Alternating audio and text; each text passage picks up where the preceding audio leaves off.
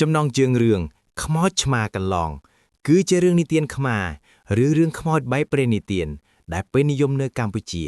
ชีพิเศษตามระยะวิดีโอนิเตียนหนึ่งสายพิบยนต์ขมอดขมายเรื่องนี้ไปเลือจำเนือโบราณขมายทาบาชมาโลดฉลองศักดิ์สาบมนุชีพิเศษชมาปอใบปอหรือชมาขมาศักดิ์สาบนุอายก่อนลองหรือกรอกลางจีขมอดหรือวิญญาณชมาได้เกให้ท้าขมอยชมากันลองจุ่มเนื้อนี้เนื้อแต่เมียงในขนมสังคมขมาจีพิเศษในจนบทดับใบรมเลิกอ้อยกุมตุกชมาจิตศักดิ์สอบหรือกาเปียศักดิ์สอบปีชมาขยมเสเรื่องใครแบบนี้เตียนขมอยขมายอักษรสดแวงหนึ่งขลังดับใบอ้อยซ้อมสรอบหนึ่งสำนาขมอชมาก้นลองเนื้อภูมิตอยมวยขนมขาดกันดาวฉะน้ำปีปวนบุญเมียนลูกตามันแนะชมัวสุขขารูปเนยแต่มันแนะแองขนมพระเทเชอจ้าเนยจงภูมิลูกตาเมียนชมาปัวใบปัวมือกบาลชมัวไม่ใหม่ได้ลูกตาจึงจำโดยโกนชมานิเมียนพเนกพลื้อจังจังนังโจจัดเด็กในเลอปุกลูกตาเมียนจมือจ้าให้ทั้งไงมวยลูกตาสลับโดยสงบสงัดในขนมพระเทดักขมียนนาดึงเพลียมเนะภูมิบ้านบักจูบจมเรียบจำสับดักสะสอบลูกตาในเลอแกร่ดักทุกนึ่งพกาปันตาโดยพลิกขมียนนาบันดักฉนังตึกหรือกาเปียชมาไม่ใหม่ชมาระบาลูกตาดาวมักจุมวินสะสอบสำลังเมื่อโดยพเนกพลือรุ่ยโลดฉลองปีเลอตรุ่งลูกตาเตยคางกร่อยณพุ่มคลาเขินปนใต้กึดทาจิชมาท่อวดามันเซอร์ควอลยบหนูไปณพุ่มตลอดแต่สรับแต่เมียนสำเลงจำไล่ปีพแต่ลูกตาสำเลงดาวเจืองต้นตนสำเลงซึบน้ำสำเลงชมาไส้คลังปรึกษายณพุ่มหมกเมิลเคินสะสอบลูกตาบัดปีแกรเมียนใต้สำเลงเจืองดาวในขนมพแต่หนึ่งชมาไม่อังกุยในจรุงพแต่พนัยกระหอมพลื้อเมื่อลมกเนะภูมิโดยพีบจำไหลพวกเก็บให้คลั่งให้นิยัยถาสะสอบก่อนล่องโดยซาชมาโลดฉลอง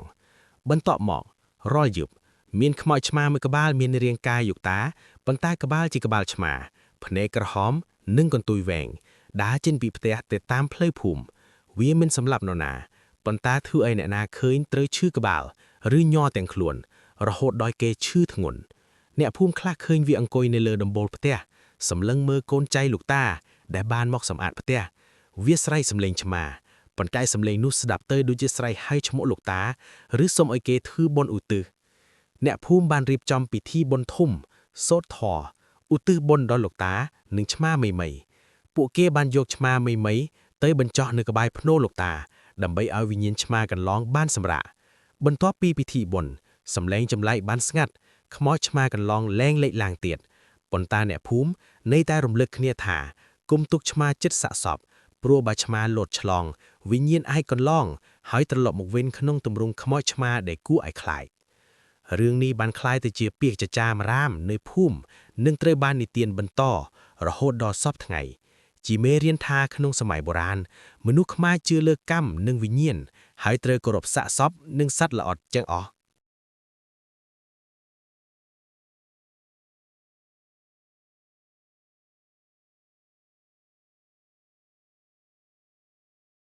บรรทอปีเนี่ยภูมิบานเคืองสะสอบโลกตาสุขาบัดปีแกรหนึ่งเคืองแต่ชมาไม่อังกุยในจงแต่พเนกระหอมพลือ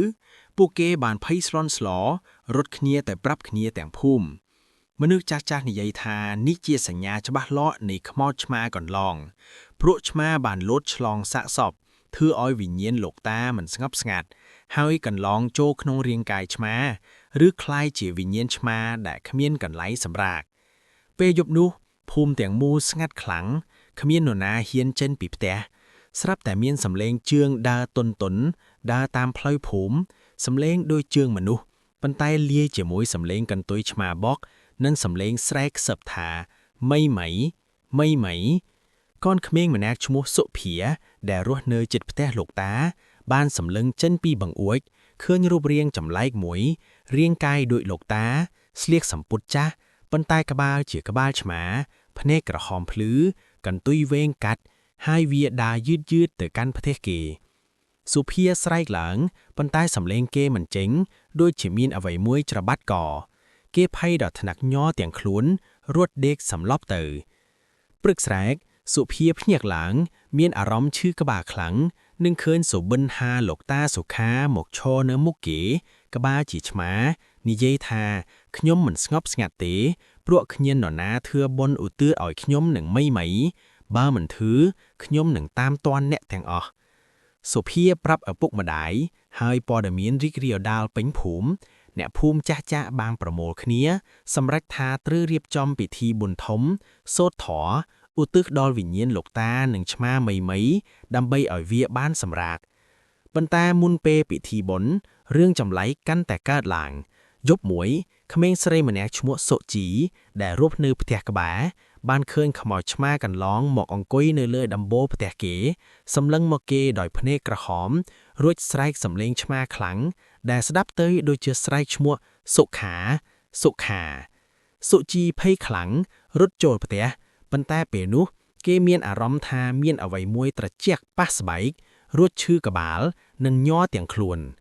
ពេលព្រឹកសុជីឈឺធ្ងន់មិនអាចក្រោកពីគ្រែនិងនិយាយខ្សឹបថាវាមកហើយខ្មោចឆ្មាវាចង់ឲ្យយើងធ្វើបុណ្យឲ្យវាអ្នកភូមិភ័យស្លន់ស្លោប្រញាប់រៀបចំពិធីបុណ្យភ្លាមពួកគេបានយកសាកសពលោកតាដែលត្រូវបានរកឃើញនៅក្រោមផ្ទះដូចជាមាននរណាលាក់ទុកមកដាក់នៅកណ្ដាលផ្ទះដាក់ធូបផ្កានិងអាហារសម្រាប់វិញ្ញាណលោកតា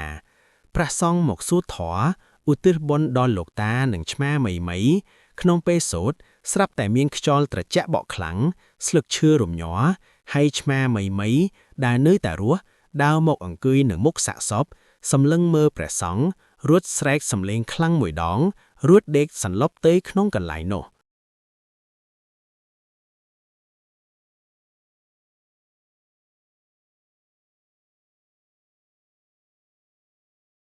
បន្ទាប់ពីពិធីបុណ្យសំឡេងចម្លែកបានស្ងាត់ខ្មោចឆ្មាកន្លងលែងលេចឡើងទៀតអ្នកភូមិបានបញ្ចុះឆ្មាមីនៃក្បាលភ្នំលោកតាដើម្បីឲ្យវិញ្ញាណទាំងពីរបានសម្រាកជាមួយគ្នាប៉ុន្តែពីថ្ងៃនោះមកអ្នកភូមិតែងតែរំលឹកគ្នាថាកុំទុកឆ្មាចិត្តសាកសពព្រោះបើឆ្មាលូតឆ្លងវិញ្ញាណអាចកន្លងហើយត្រឡប់មកវិញក្នុងទម្រង់ដែលគួរឲ្យខ្លាចរហូតដល់មានការឧទ្ទិសបុណ្យត្រឹមត្រូវរឿងនេះបានក្លាយជាពាក្យចចារអារាមនៅតាមភូមិជុំវិញនិងត្រូវបាននិទានបន្តជាមេរៀនថាក្នុងសង្គមខ្មែរត្រូវគោរពសាកសពនិងមិនឲ្យសត្វល្អិតណាមួយរំខានព្រោះវាអាចនាំមកនូវភាពមិនសុខសាន្តដល់វិញ្ញាណនិងមនុស្សរស់បន្ទាប់ពីពិធីបុណ្យធំនិងការបញ្ចុះឆ្មាមីនៅក្បាលភ្នំលោកតាសុខាភូមិទាំងមូលមានអារម្មណ៍ថារឿងរ៉ាវបានស្ងប់ស្ងាត់សំឡេងជើងដាវយប់សំឡេងស្រែកឆ្មានិងរូបរាងចម្លែកដែលដើរតាមផ្លូវភូមិបានបាត់ទៅអ្នកភូមិចាប់ផ្ដើមរស់នៅដោយសន្តិភាពប៉ុន្តែនៅតែមានការភ័យខ្លាចលាក់ក្នុងចិត្តជាពិសេសក្មេងៗនិងអ្នកដែលធ្លាប់ឃើញខ្មោចឆ្មាកំឡងដោយផ្ទាល់ពួកគេរំលឹកគ្នាថាកុំនិយាយពីរឿងនេះច្រើនព្រោះការនិយាយញឹកញាប់អាចហៅវិញ្ញាណត្រឡប់មកវិញប៉ុន្តែមិនដល់មួយខែផងរឿងចម្លែកបានកើតឡើងម្ដងទៀតនៅថ្ងៃទី15ខែកញ្ញាឆ្នាំ2004មានក្មេងប្រុសម្នាក់ឈ្មោះវីរៈដែលជាកូនបងប្អូនជីដូនមួយរបស់លោកតាសុខាបានមកភូមិដើម្បីសម្អាតផ្ទះចាស់និងយករបស់របរដែលនៅសេសសល់វីរៈជាមនុស្សវ័យក្មេងមិនជឿរឿងខ្មោចនិងគិតថាអ្វីដែលអ្នកភូមិនិយាយគឺជារឿងព្រេងនិទានតែប៉ុណ្ណោះគេបានចូលផ្ទះលោកតាសម្អាតនិងបោះបង់របស់ចាស់រហូតដល់យប់នៅពេលយប់ជ្រៅវីរៈកំពុងអង្គុយនៅក្នុងផ្ទះស្រាប់តែឮសំឡេងជើងទន់ដើរនៅក្រោមផ្ទះគេគិតថាប្រហែលជាឆ្មាព្រៃឬខ្យល់បក់ស្លឹកឈើប៉ុន្តែសំឡេងនោះកាន់តែជិតរហូតដល់ឡើងមកលើជាន់ផ្ទះហើយឈប់នៅមុខទ្វារបន្ទប់គេវីរៈក្រោកឡើងបើកទ្វារឃើញគ្មានអ្វីទេប៉ុន្តែមានក្លិនឈាមស្រស់និងក្លិនសក់ឆ្មាសាមគេញ័រទាំងខ្លួនបិទទ្វារហើយត្រឡប់មកដេកវិញពាក់កណ្ដាលអាធ្រាត្រវីរៈភ្ញាក់ឡើងដោយអារម្មណ៍ថាមានអ្វីមួយធ្ងន់នៅលើទ្រូងគេបើកភ្នែកឃើញខ្មោចឆ្មាកន្លងអង្គុយនៅលើទ្រូងគេក្បាលជាក្បាលឆ្មាភ្នែកក្រហមភ្លឺកន្ទុយវែងកាត់ប៉ុន្តែរាងកាយជារាងកាយលោកតាសុខាស្លៀកសំពត់ចាក់និងមានស្នាមក្រចកឆ្កូតនៅលើមុខវាមិននិយាយអ្វីទេគ្រាន់តែសម្លឹងមើលវីរៈរួចបើកមាត់ធំបង្ហាញធ្មេញសនិងឈាមជោកវីរៈស្រែកឡើងខ្លាំងប៉ុន្តែសំឡេងគេមិនចេញដូចជាមានអ្វីមួយច្របាច់ក ខ្មោចឆ្មាកន្លងបានលើកកន្ទុយវែងបកមកលើមុខគេហើយស្រែកសំឡេងឆ្មាខ្លាំងមួយដងរួចបាត់ទៅក្នុងភាពងងឹត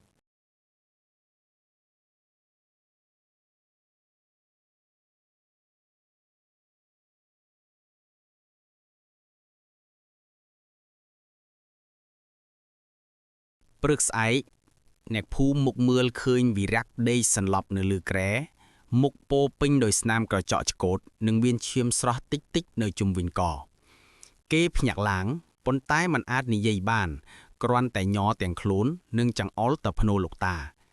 អ្នកភូមិបានយល់ថាវិញ្ញាណលោកតានិងឆ្មាមីមីនៅតែមិនស្ងប់ស្ងាត់ព្រោះពិធីបុណ្យមុនមិនទាន់គ្រប់គ្រាន់ឬមានអ្វីមួយខុសឆ្គងពួកគេបានរៀបចំពិធីបុណ្យធំជាងមុនគោរពតាមព្រះសង្ឃនិងអ្នកធម៌ចាស់ៗលើកនេះពួកគេបានយកភ្នួរលោកតានិងឆ្មាមីមីទៅបញ្ចុះឡើងវិញនៅក្នុងវត្តដើម្បីឲ្យមានការការពារនិងសូត្រធម៌រាល់ថ្ងៃក្នុងពេលសូត្រមានខ្យល់ត្រជាក់បក់មកប៉ុន្តែលើកនេះមិនមានសំឡេងស្រែកឬរូបរាងចម្លែកទៀតទេបន្ទាប់ពីពិធីបុណ្យវីរៈបានជាសះស្បើយបន្តិចម្ដងអាចនិយាយបានវិញប៉ុន្តែគេមិនហ៊ាននៅភូមិនេះទៀតហើយបានត្រឡប់ទៅភ្នំពេញដោយនាំយកតែរឿងរ៉ាវនេះទៅនិទានបន្តចាប់ពីថ្ងៃនោះមកគ្មាននរណាឃើញខ្មោចឆ្មាកន្លងទៀតទេប៉ុន្តែអ្នកភូមិនៅតែមានទម្លាប់ដាក់ឆ្នាំងទឹកឬដាក់វត្ថុធូនលើសាកសពនិងមិនឲ្យឆ្មាណាមួយជិតសាកសពឡើយរឿងនេះបានคล้ายជាមេរៀនដ៏ជ្រាលជ្រៅថាក្នុងជំនឿខ្មែរវិញ្ញាណត្រូវការគោរពនិងការឧទ្ទិសបុណ្យបើមិនដូច្នោះទេវាអាចកន្លងនិងត្រឡប់មកវិញក្នុងទម្រង់ដែលគ្មាននរណាចង់ឃើញបន្ទាប់ពីពិធីបុណ្យធំលើកទី2និងការបញ្ចូលឡើងវិញនៅក្នុងវត្តភូមិព្រៃតូចនោះបានត្រឡប់មកស្ងប់ស្ងាត់ជាលើកទី3គ្មានសំឡេងជើងទុននៅក្រោមផ្ទះគ្មានសំឡេងស្រែកឆ្មាក្នុងអាធ្រាត្រគ្មានខ្យល់ត្រជាក់ខ្លាំងដែលធ្វើរយសក់ឈឺឡើងអ្នកភូមិចាប់ផ្ដើមជឿថាវិញ្ញាណលោកតាសុខានិងឆ្មាមីមីបានសម្រាកស្ងាត់ស្ងាត់ហើយដោយសារការឧទ្ទិសបុណ្យការសូត្រធម៌និងការគោរពតាមប្រពៃណីវីរៈក្មេងប្រុសដែលធ្លាប់ត្រីខ្មោចឆ្មាកន្លងអង្គុយលើទ្រូងបានជាសះស្បើយពេញលេញប៉ុន្តែគេលែងហ៊ានត្រឡប់មកភូមិនេះទៀតហើយនាំយកតែស្នាមក្រចកឆ្កូតនៅលើមុខនិងការភ័យខ្លាចជាប់ក្នុងចិត្តទៅរក់នៅភ្នំពេញ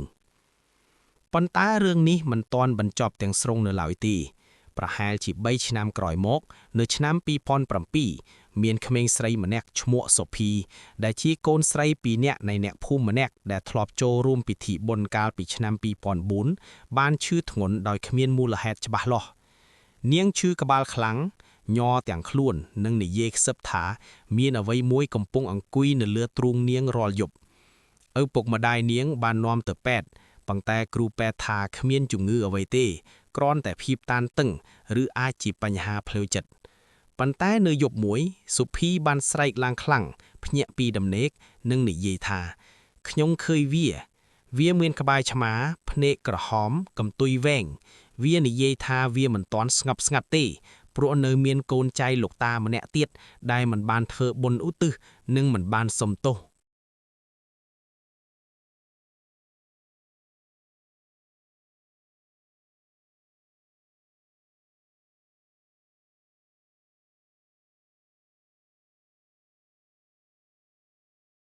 អ្នកភូមិចាស់ៗដែលនៅរស់បាននាំគ្នាទៅរកវីរៈដែលលើរស់នៅភ្នំពេញពួកគេប្រាប់គេថាសុភីកំពុងឈឺដោយសារវិញ្ញាណលោកតាសុខានិងឆ្មាមីមីនៅតែមិនស្ងប់ស្ងាត់ព្រោះគេជាគុណចៅផ្ទាល់របស់លោកតាប៉ុន្តែមិនដែលមកធ្វើបុណ្យឬសុំទោសនៅភ្នោវីរៈដែលធ្លាប់ភ័យខ្លាំងបានញ័រទាំងខ្លួនពេលឮរឿងនេះប៉ុន្តែគេសម្រេចចិត្តត្រឡប់មកភូមិម្ដងទៀតដើម្បីបញ្ចប់រឿងនេះឲ្យចប់វីរៈបានត្រឡប់មកភូមិនាំយកផ្កាធូបនិងប្រាក់បច្ច័យទៅវត្តគេបានទៅភ្នោលោកតានិងឆ្មាមីមីលុតជង្គង់ចុះអោបភ្នោហើយយំសោកស្ដាយគេនិយាយថាលោកតាមីខ្ញុំសុំទោសខ្ញុំធ្លាប់មិនជឿធ្លាប់ភ័យហើយមិនហ៊ានមកឧទ្ទិសបុណ្យឲ្យលោកតាឥឡូវខ្ញុំមកហើយសូមអភ័យទោសឲ្យខ្ញុំនិងឲ្យកូនចៅខ្ញុំសុភីដែលកំពុងឈឺខ្ញុំសន្យាថានឹងមកធ្វើបុណ្យរាល់ឆ្នាំនិងរំលឹកកូនចៅឲ្យគោរពនិងមិនភ្លេចលោកតានៅពេលនោះ មានខ្យល់ត្រជាក់បក់មកតិចៗប៉ុន្តែមិនខ្លាំងដូចមុនទេសុភីដែលកំពុងឈឺនៅផ្ទះស្រាប់តែមានអារម្មណ៍ស្រាលក្បាលឈប់ឈឺហើយញ័រឈប់នាងភ្ញាក់ឡើងនិយាយថាវិបាត់ហើយវិមិនអង្គុយលើទ្រូងខឿមទៀតទេអ្នកភូមិបានឃើញថានេះជាសញ្ញាថាវិញ្ញាណបានទទួលការសំទោសនិងការឧទ្ទិសបុណ្យពីកូនចៅពិតប្រាកដចាប់ពីថ្ងៃនោះមកគ្នានរណាឃើញឬឮអ្វីអំពីខ្មោចឆ្មាកន្លងទៀតទេវីរៈបានត្រឡប់មកភូមិញឹកញាប់នាំកូនចៅមកធ្វើបុណ្យរាល់ឆ្នាំនៅថ្ងៃបុណ្យផ្សេងៗអ្នកភូមិបានបន្តទម្លាប់ដាក់ឆ្នាំងទឹកឬវត្ថុធ្ងន់លើសាកសពនិងមិនឲ្យឆ្មាណាមួយជិតដើម្បីការពារកុំឲ្យមានការកន្លងម្ដងទៀតរឿងខ្មោចឆ្មាកន្លងបានបញ្ចប់ដោយសន្តិភាពប៉ុន្តែបានក្លាយជាមេរៀនដ៏ជ្រាលជ្រៅសម្រាប់អ្នកភូមិនិងកូនចៅជំនាន់ក្រោយថាការគោរពវិញ្ញាណការសុំទោសនិងការឧទ្ទិសបុណ្យគឺជាវិធីតែមួយគត់ដែលអាចធ្វើឲ្យវិញ្ញាណស្ងប់ស្ងាត់និងការពារមនុស្សរស់ពីភាពមិនសុខសាន្តហើយរាល់ពេលមានសាកសពនៅភូមិគេតែងតែនិយាយថាកុំឲ្យឆ្មាលោតឆ្លងព្រោះខ្មោចឆ្មាកន្លងមិនងាយស្ងប់ស្ងាត់ទេបើគ្មានការគោរពនិងការសុំទោសពីកូនចៅបន្ទាប់ពីវីរៈបានត្រឡប់មកភូមិសុំទោសនៅភ្នោនិងឧទ្ទិសបុណ្យឲ្យលោកតាសុខានិងឆ្មាមីសុភីបានជាសះស្បើយពេញលេញក្នុងរយៈពេលតែប៉ុន្មានថ្ងៃនាងលែងឈឺក្បាលលែងញ័រលែងមានអារម្មណ៍ថាមានអ្វីធ្ងន់នៅលើទ្រូងនាងប្រាប់ឪពុកម្ដាយថាយប់ចុងក្រោយដែលនាងឃើញខ្មោចឆ្មាកន្លងវាមិនបានធ្វើទុកទៀតទេគ្រាន់តែអង្គុយនៅជើងគ្រែ